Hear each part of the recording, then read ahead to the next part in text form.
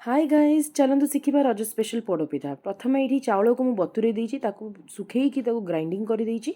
ये नड़िया पाती रेडी कर देती, नड़िया कोरा भी रेडी कर देती। मत नड़िया बहुत पसंद पोड़पिठारे से देन ये पानी गरम कर कि गुड़ आड करदे। गुड़ को जी आप दरकार से आड करेंगे मीठा। देन आपन ताको भल भाव गोले देकी तादेहरे टिके नाउ को सिझेकी पकईदेवे जोटी बहुत भल फ्लेवर आसो। आ मुझे देखा समस्त सामग्री को पकईबे। तापर टिके अलैच जो टिके भल बास्ना आसो, हल्का अदा जो फ्लेवर टिके बढ़ेब, आ टिके लुण ताको भल भाव गोले देवे। से टिके फुटी आसिला परे धीरे धीरे करिकी चाउल गुंड पकईबे, कारण जदि एका सहित पकईदेवे ताले सेटा बिंडा धरिदेव जोटा कि भल लगिबनी। से आपण धीरे धीरे करिकी चाउल गुंड पकईबे जतिक आपनको दरकार। तापर आपण देखुथिबे यार कंसिस्टेंसी केमिति हिजबो। तापर आपण एठी मु ओभेन रे करूची, ओभेन को से प्री हिट कर देची।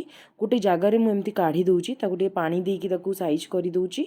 तापर जो प्री हिट करिथिबा ओभेन रे मु ताको भलो भाव रे रखी देबी। आपण आको कढ़ाई रे भी बनी परिबे, आपण आको प्रेशर कुकर रे भी बनी परिबे, पर मु आको ओभेन रे बनाउची।